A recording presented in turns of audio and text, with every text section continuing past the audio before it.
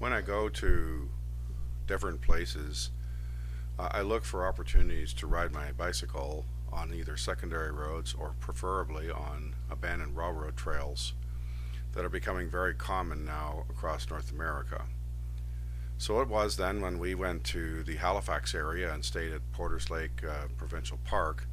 I find that one of the easiest ways to find these trails is simply to call up Google Maps and click on the bicycle option, and all of the trails that exist or may exist come up for inspection. Sometimes the trails are even better than they suggest because improvements were made fairly recently. On the map you can see the gray circle right of center, where this is roughly where the campground was. So driving north up to Highway 7 and across, I ended up in the village there, I guess it's Porters Lake, and parked in the parking lot of the food store. The trail runs right behind the food market there, and I rode on the dotted line. So the upper part of the blue trail marker there isn't quite correct. You see the dotted lines emanating around 7 o'clock from where it says Blueberry Run Trail in the upper right of the map. I followed that all the way down to the ocean, across, and all the way to when it says 805 Bissett Road, and then back again. So it's about 60 kilometers in total. And it was a very nice day. Quite a difference in temperature between up at the beginning of the trail and down by the sea, where the ocean's only about 8 or 9 degrees. The region that you'll see is circled in white in the lower center of the map was actually flooded because of the high water levels. Apparently there'd been a lot of rain, so I had to go around it by going north on the roads, but thankfully the detour was only about a kilometer or so, and I was able to pick up the trail again. Regrettably, I could have gone all the way into Dartmouth and right over to visit family or whatever and ridden back but I'd had a knee injury before I left on the trip, and I was reluctant to push things, as that would have made the day significantly longer. But regardless, it was really a nice day, a chance to see a bit of history, and of course with rail trails you're always riding through the wilderness, and it was really wonderful.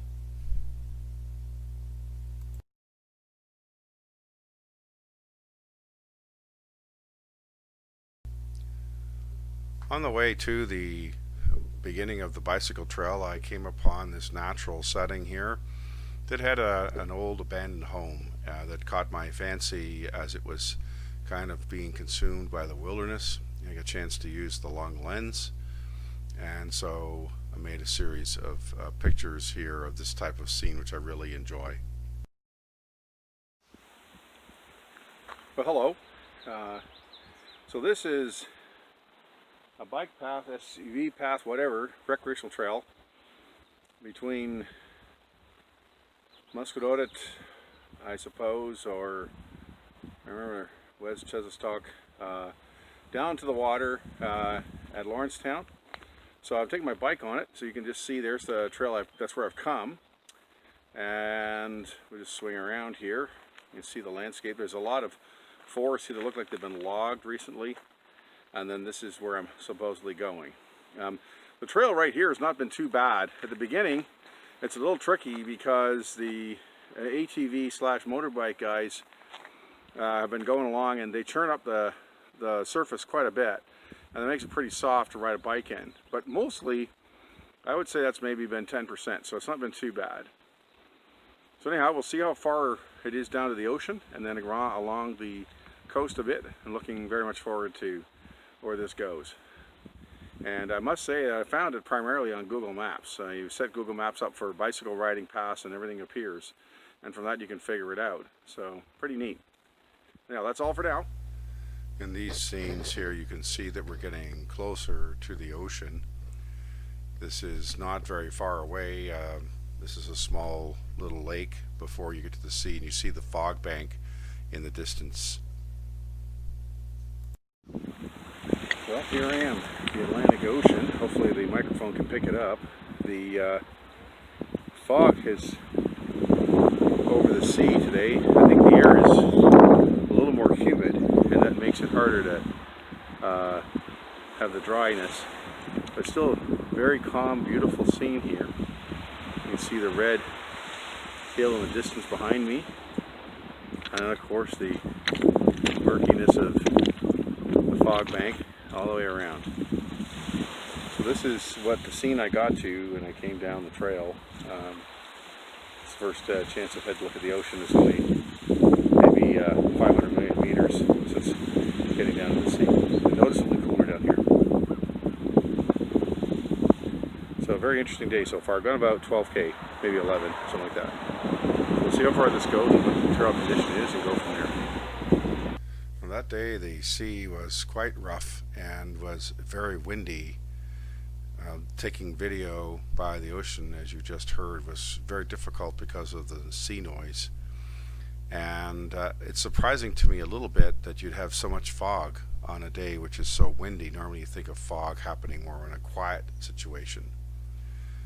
And now you see the trail path as it was along the ocean, pretty tight packed, and the surface was kind of coarse at this location, but it got better later. Here, so hopefully you can hear me, but this shows the locals are saying that the water levels are very high due to all the rain they've got and whatever else is going on. So here's, I'm kind of blocked here. You can see behind me now, there's my trail over my shoulder, and that white stuff you see is actually tidal foam, and the entire causeway here is flooded. There's no way across that in any reasonable way. So I'll have to go back to the road and try to get around this. But still a very beautiful scene here. I'll just do a loop for you. You can see the landscape. This is just a little bit, what would it be, northeast of Lawrencetown in Nova Scotia. Oops, there we go. And you can see the whole story there. So it's pretty beautiful set. So that's it for now. We'll have to see what we can do here. Hopefully the rest of it won't be too much flooded. There are some other causeways as well, but hopefully they'll be higher.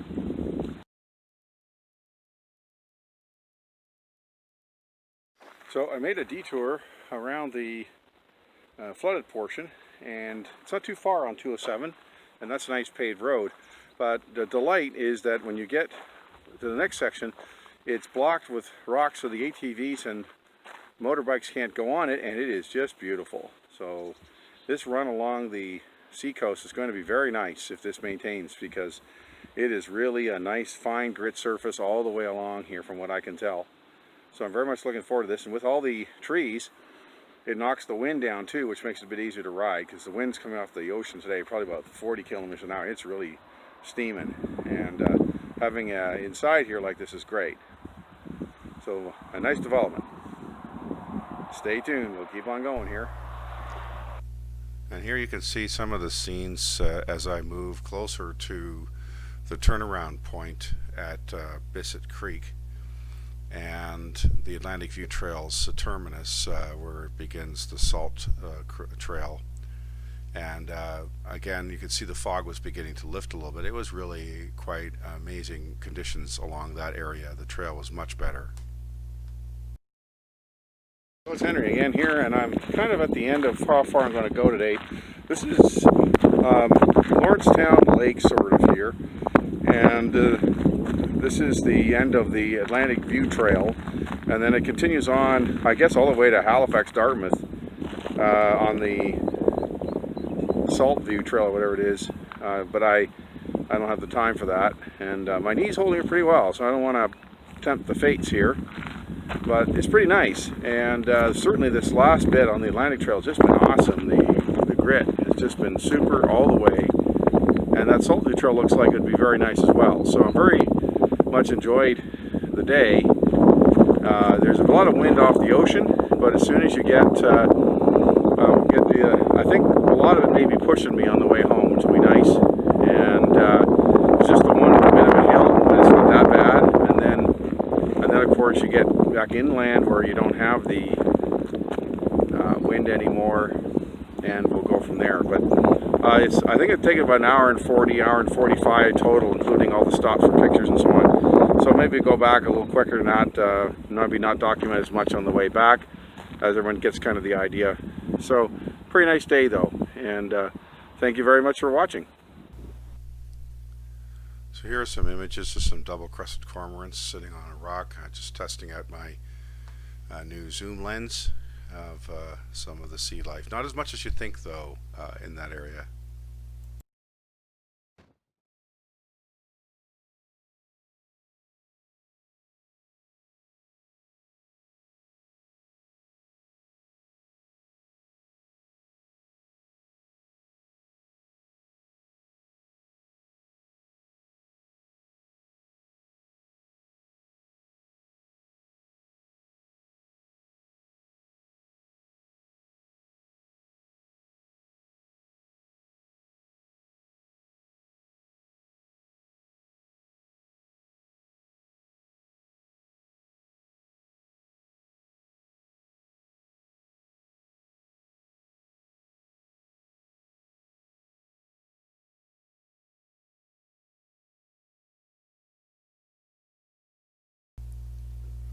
As I came back along the trail, the wind was blowing even harder, if that was possible, and we had windsurfers and people sitting along the beach, but it was quite a wild day on the ocean. Not a storm or anything, but still pretty significant weather conditions. And like I said, it's very difficult to make video, but beautiful nevertheless. And then I got to the base of Porter's Lake and this amazing feature called Rocky Run, where the ocean and the lake exchange waters twice a day. So I'm here, one stop I'm making on the way back is a place called Rocky Run. And I'm standing on this bridge, which is just a bridge for the trail for snowmobiles and cyclists and so on in the summertime. And what happens here is pretty neat, because if we look over here, behind me is the access of Porter's Lake, and on this side is the Atlantic Ocean. And right now, because the tide is out, the lake is draining into the sea. And in a little while, my guess will be when the tide comes back in again, the ocean will actually drain back towards the lake. Because I understand that the south part of Porter's Lake, or east part, whatever, is somewhat brackish. It's a pretty neat phenomenon to see right here, something that we never see in Ontario. And so, and here's my my bicycle over my shoulder here. Hard-working metal horse that's been taking me around today. Hopefully today we'll finish up with about 50K and change. So not a bad little afternoon. That's it from Rocky Run. So just when I returned, it's pretty cool. A fog bank blew in from off the Atlantic Ocean, about 5 kilometers away. So you get this very cool effect. I just thought I'd take a shot of that. It's kind of neat.